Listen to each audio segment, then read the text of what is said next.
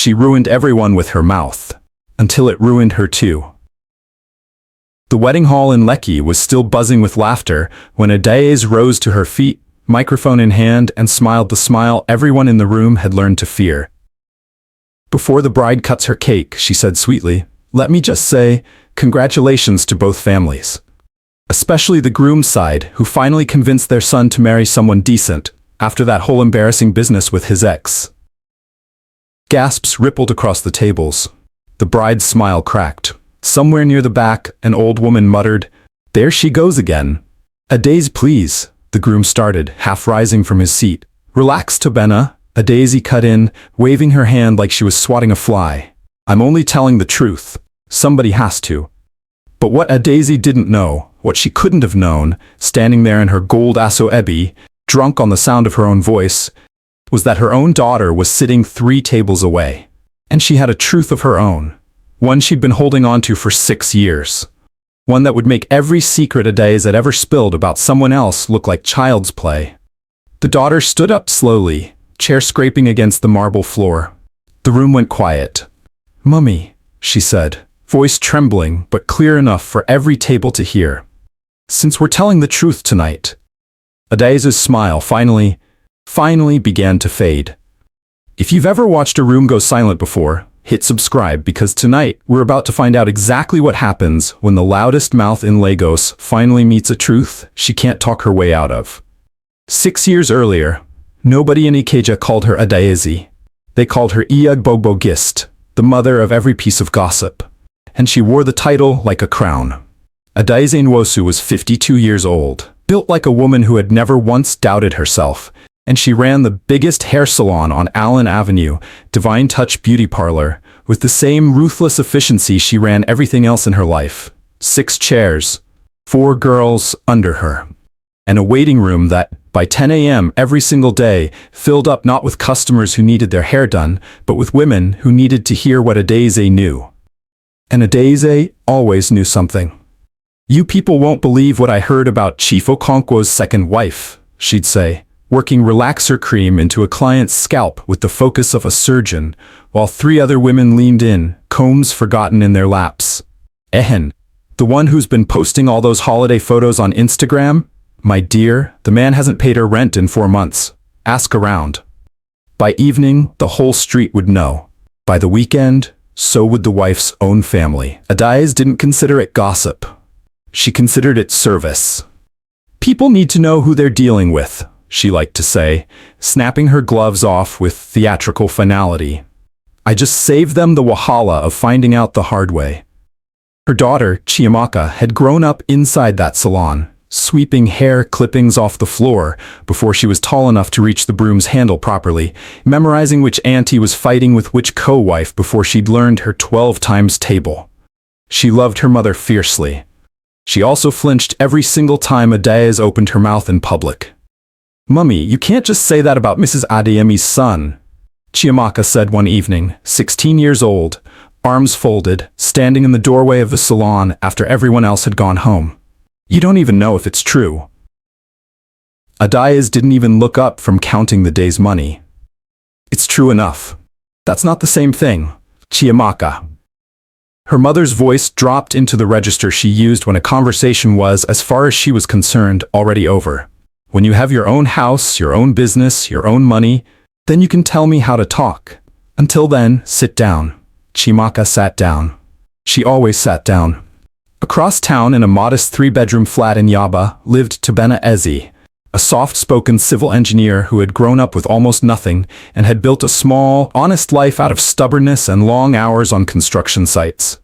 Tabena wasn't rich. He wasn't connected. What he had was a reputation. 20 years of a name nobody could find a bad word for in a city where that was rarer than gold. Tabena and Chiamaka met at a cousin's traditional wedding when she was 24, and something about the quiet way he carried himself, the opposite of everything she'd grown up around, pulled her in immediately. He listened before he spoke. He never repeated anything told to him in confidence. Around Tabena, Chiamaka discovered she could finally exhale. There was only one problem, and her name was Adaeze. "Mummy, please," Chiamaka begged the week she brought Tabena home for the first time.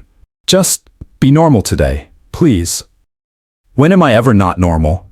Adaeze asked, adjusting her gel in the mirror, already sharpening something behind her eyes. Tubena arrived in a plain white shirt, a small package of chin-chin for the family, and the kind of nervous politeness that would have won over any other mother in Lagos. Adaeze looked him up and down once, the way she assessed everyone, cataloging, calculating, filing away for later, and smiled the smile that had made grown women cry in her salon chair. "So you're the engineer with no father," she said before he'd even sat down. "I heard about your family's situation. Very sad indeed." The room went cold. Chimaka's hands curled into fists in her lap. Tubena, to his enormous credit, simply nodded. "Yes, ma. My father passed when I was 9. My mother raised 4 of us alone."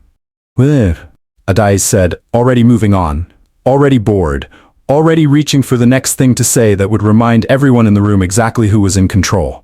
"Well, at least you turned out presentable." That was Adaeze's gift and her curse in one sentence. She could locate the exact soft, private place inside a person and press on it, lightly, almost lovingly, just to watch them flinch. She'd been doing it for 30 years. Salon clients, neighbors, family, her own daughter's boyfriend on the very first day she met him. And for 30 years, it had cost her nothing. Nobody had ever made her pay for it. Not yet, because 6 years later, at her daughter's wedding, in front of everyone Adaeze had ever gossiped to, humiliated, or exposed, the bill was finally about to come due, and the person holding it would be the one person Adaeze never imagined would turn against her.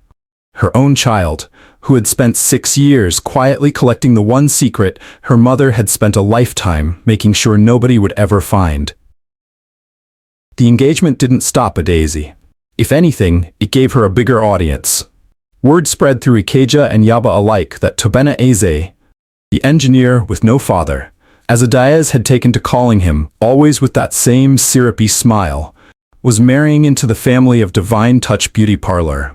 And Adaeze, never one to let a captive audience go to waste, made sure everyone who sat in her chair got the full story. "You know his mother used to sell pure water by the roadside," she told a client one Tuesday morning, snapping a cape around the woman's shoulders. "Nothing wrong with hard work, oh.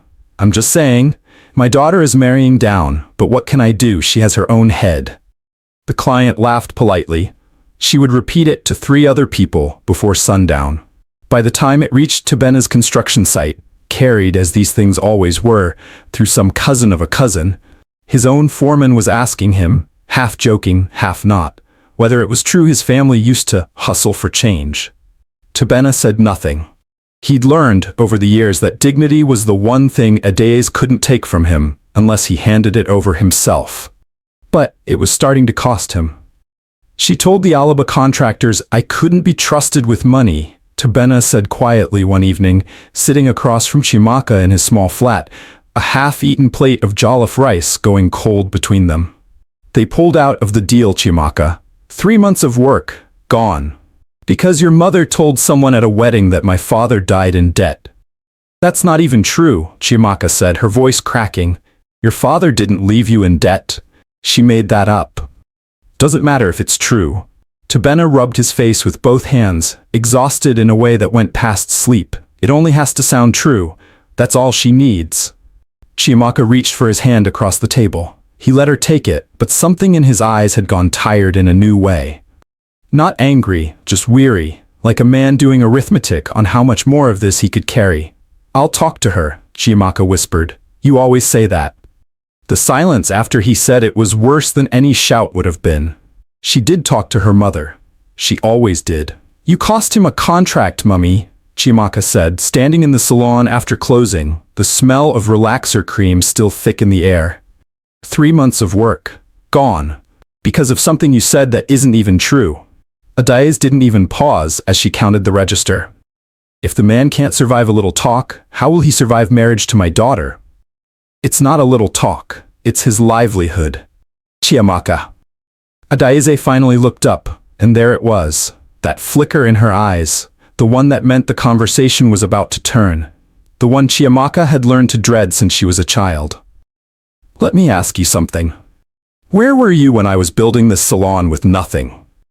Nobody was protecting my livelihood when men like his father's people were laughing at me in the market, telling me a woman couldn't run a business alone. I talked my way to everything I have, so don't come and lecture me about talk. This isn't about you surviving anymore, Mummy. This is about you tearing someone else down.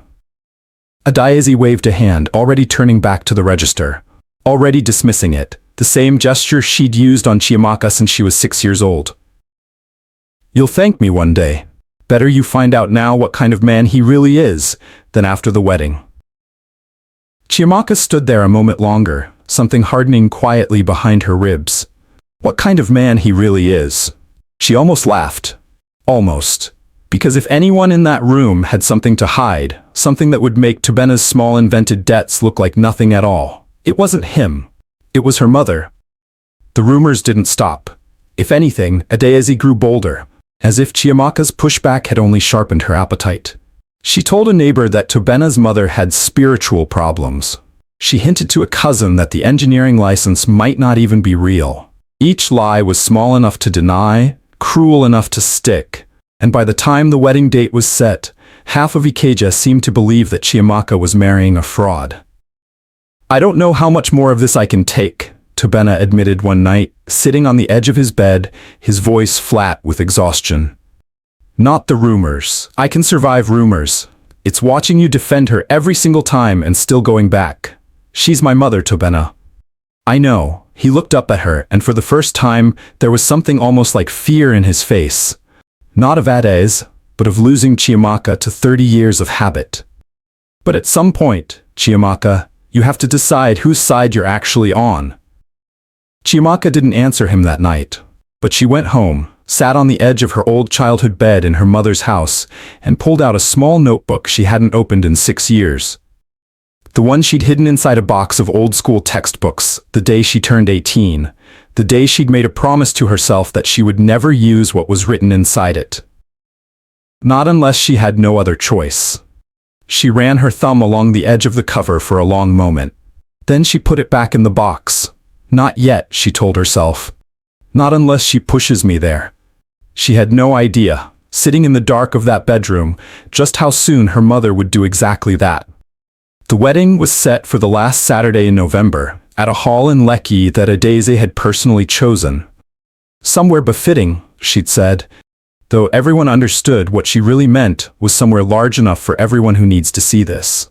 In the 2 months leading up to it, something in Chiamaka had gone quiet in a way Tobena didn't recognize. She still laughed at his jokes. She still called every night. But there was a stillness underneath it now, like water right before it starts to boil, and Tobena, who had learned to read silences the hard way, noticed it before she said a single word about it. You've been somewhere else lately, he told her, 2 weeks before the wedding, as they sat on a bench outside her mother's church after Sunday service. Even when you're sitting right next to me. Chiamaka was quiet for a long moment, watching a group of children chase each other across the churchyard. Can I tell you something I've never told anyone? Not even you?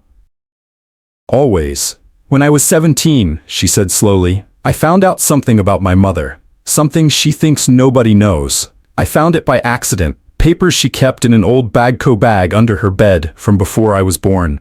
Her hands twisted together in her lap. I never told her I saw them. I never told anyone. I just put it back and I never looked again. Because I told myself it wasn't my business. Because she's my mother. Tobena turned to face her fully now. What kind of something? The kind of something, Chiamaka said, her voice flattening into something almost cold, that would end her the way she's been trying to end you. She didn't tell him what it was. Not that day. Because telling him meant deciding, really deciding, whether she was willing to use it. And for 2 more weeks, Chiamaka told herself she wasn't. She told herself the wedding would happen, her mother would behave herself for 1 single day out of respect for the occasion, and the notebook would go back into its box forever. She was wrong about the first part. The reception was 3 hours old and going, by every visible measure, beautifully. The band was playing. The aunties were dancing in coordinated rows, Jella towers swaying in formation. Adaeze, resplendent in gold asoebi, had spent the evening moving from table to table like a queen conducting a slow yet satisfied inspection of her kingdom.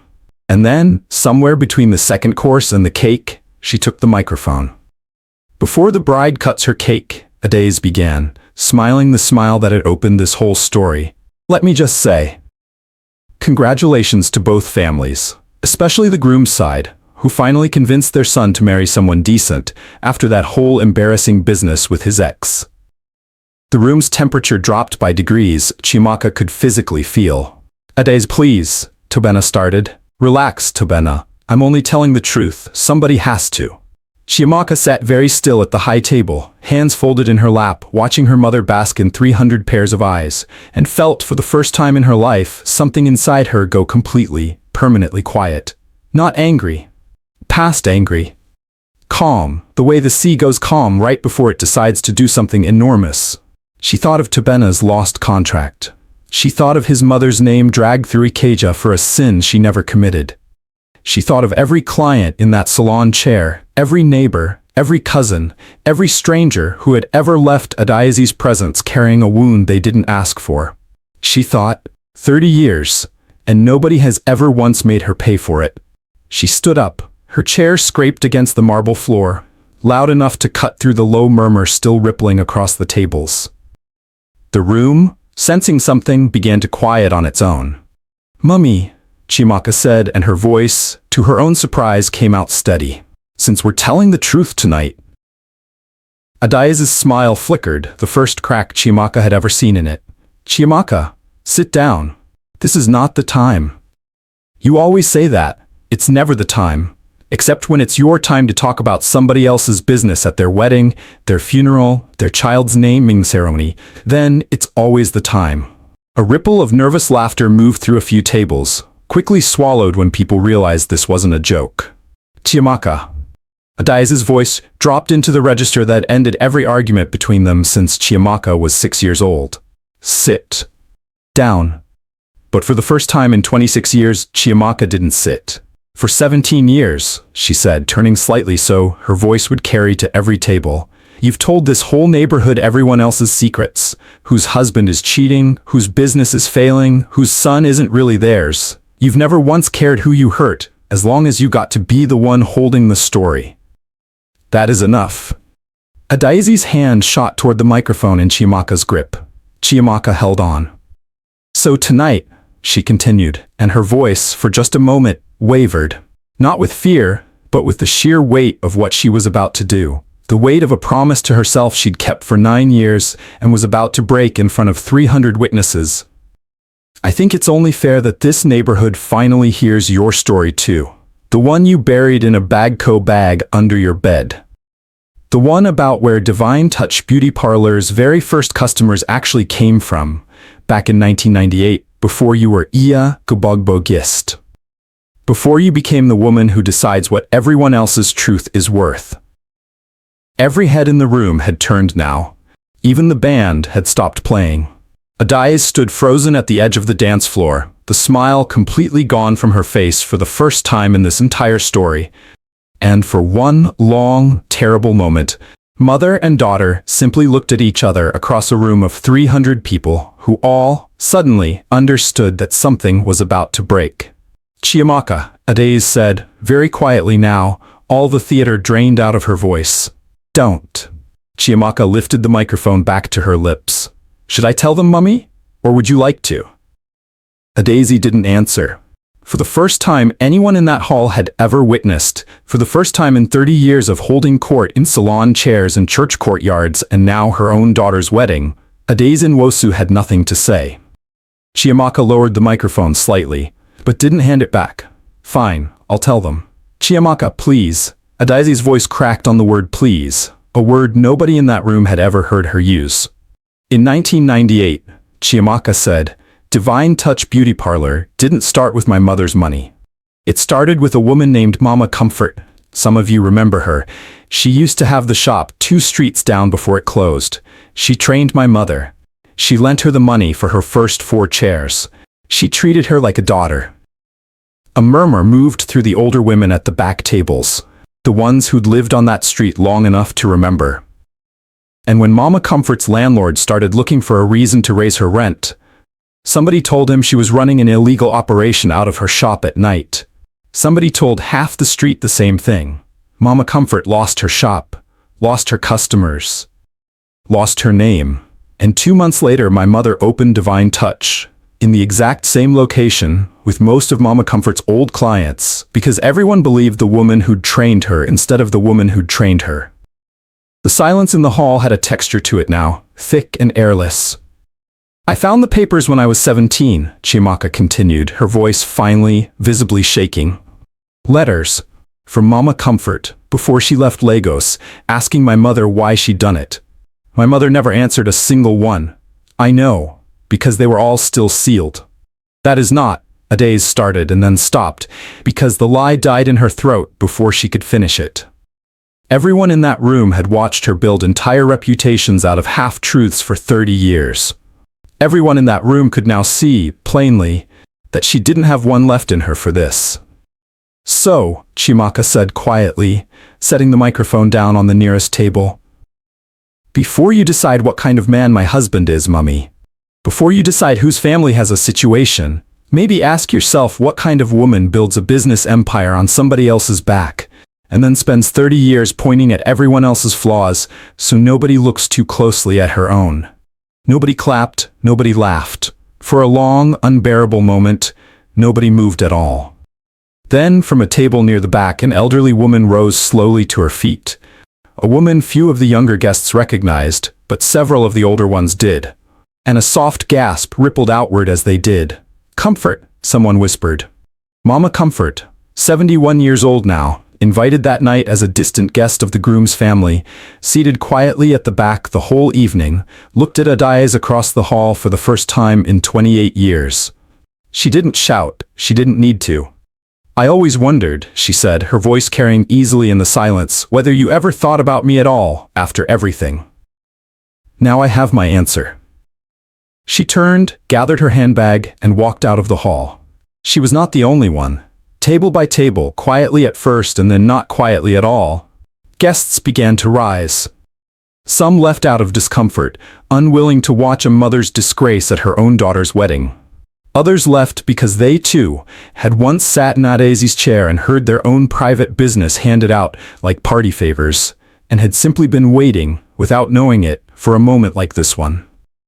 By the time the hall had half emptied, Adaeze was standing alone near the dance floor in her gold aso ebi, the crown she'd worn for 30 years finally, visibly, gone. Word moved through Acacia faster than any rumor Adaeze had ever started herself. Within a week, 3 of her 4 salon girls had quietly resigned. Within a month, Divine Touch's chairs sat empty more often than not, as clients who'd once lined up for gossip now found other salons, other mouths to trust with their hair and their secrets. The woman who had spent 30 years deciding what everyone else's truth was worth had finally been handed a truth of her own. And, for the first time in her life, there was no one left in the room for her to tell it to. The wedding, against every prediction that night, still happened. Not that evening. The reception ended in fragments, half-eaten cake and abandoned tables, and a DJ who quietly packed up his equipment without anyone telling him to. But 3 weeks later, in a small courthouse ceremony in Yaba, with a fraction of the original guest list, Chiamaka Nwosu became Chiamaka Eze. Adaeze was not there. It wasn't punishment, exactly. Chiamaka had sent the invitation, had left the door open. But Adaeze, for the first time in her adult life, chose silence over showing up somewhere she wasn't certain of her welcome. She sent a card instead. Chiamaka read it twice, folded it, and put it in the same box where the notebook used to live. Divine Touch Beauty Parlour closed its doors for good the following spring. Adaeze sold the last of her equipment to a younger stylist 2 streets over. Ironically, a woman who'd once been one of her own regulars, and moved into a smaller flat above a provisions store, alone, in a part of Acacia where fewer people recognized her face. She still went to church on Sundays, but she sat further back now and left before anyone could linger too long over a conversation. The women who once crowded her salon chair, hungry for whatever she knew, had found other places to sit, other mouths to trust. Nobody had exiled her, not officially. She had simply, gradually, become a woman nobody sought out anymore. Which, for a woman who had spent 30 years being the center of every room, was its own particular kind of ruin. Chiamaka visited her twice a month. Not out of duty alone, but because some part of her, the part that had grown up sweeping hair clippings off a salon floor, memorizing her mother's gift for finding a person's softest place, still loved her, even now, even after everything. On one such visit, nearly a year after the wedding, Adaeze finally asked the question she'd been avoiding since the night it happened. "Do you regret it?" she asked, not looking up from the tea she was stirring. Telling them about comfort. Chiamaka considered the question honestly, the way she considered most things now. "No," she said finally. "I regret that it took you humiliating the person I love in public before I found the courage to say it. I should have said it years ago, quietly, to you, not to a room of 300 people. But I don't regret that you finally heard it." Adaeze was quiet for a long moment. Her hands, Chiamaka noticed, had gotten smaller somehow. Or maybe they had always been that small, and it was only now, without 30 years of certainty behind them, that Chiamaka could see it. "I built that whole life," Adaeze said quietly, "on being the one who always knew something other people didn't. I don't know who I am without it." "Maybe," Chiamaka said gently, "that's exactly the thing you needed to find out." The truth about Adaeze's mouth was never that it was too loud. It was that it had never once in 30 years been asked to carry anything but other people's business. And when it finally had to speak for itself, it found there was nothing left standing behind it. She had spent a lifetime deciding what other people's dignity was worth. In the end, it was her own she couldn't buy back. And somewhere in Ikeja, a young hairdresser opening her very first salon still tells her clients a story her aunt once told her, about the woman who ruined half the street with her mouth, and the daughter who finally made her listen. "Be careful what you build your name on," the hairdresser always finishes, snapping her gloves on. "One day the truth always finds its way back to the chair."